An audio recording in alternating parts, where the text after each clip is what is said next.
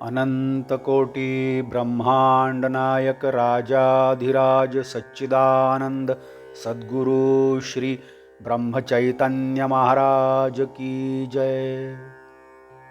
श्री राम समर्थ। 20 अगस्त।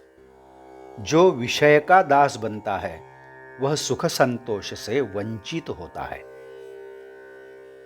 सब दुखों की जड़ देह है।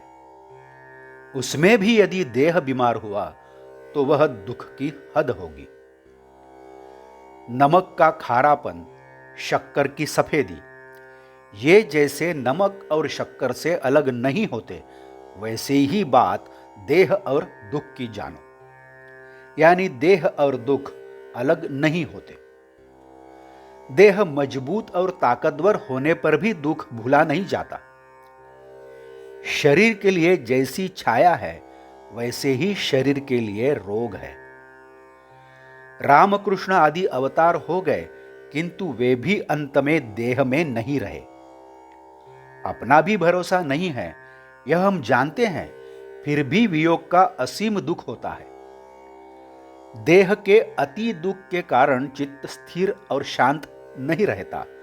देह के भोग देह के माथे सौंपे, वे किसी को दिए नहीं जा सकते, न किसी से लिए जा सकते हैं। आज तक हमने जो जो किया सब गृहस्थी को अर्पण किया, उसमें अपने स्वार्थ को नहीं छोड़ा। अधिकार, संतति, संपत्ति, लौकिक व्यवहार, जनप्रीति, इन सब का मूल स्वार्थ के सिवाय और कहीं नहीं है, और इससे अंत में दुख ही होता है। जो जो भी प्रयत्न किया उसी को हमने सुख का आधार, सुख का कोष समझा, कल्पना से सुख माना, लेकिन सुख हाथ नहीं आया। जिसका बहुत बड़ा काम कर दिया हो, उसके प्रति यदि थोड़ी भी गलती हो जाए तो वह तुरंत गुर्राता है।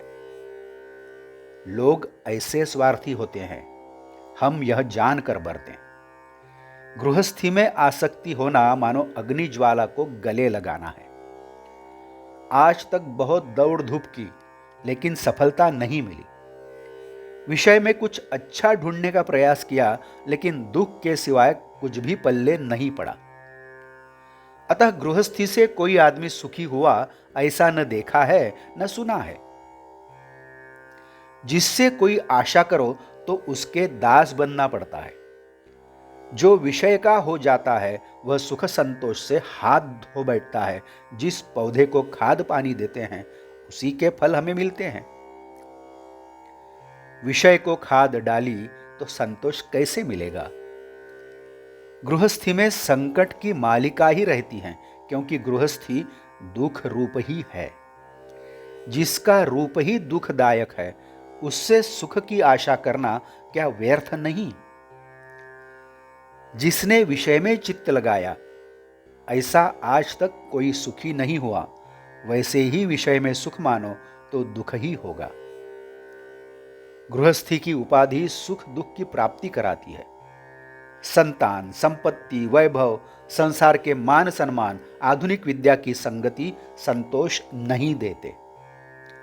गृहस्थी का सुख दुख हमें कभी छोड़ता नहीं। जो निरंतर नामस्मरण करता है और जो उसी में रहता है उसका परमात्मा उद्धार कराता है। पुराणों से यही सिद्ध होता है।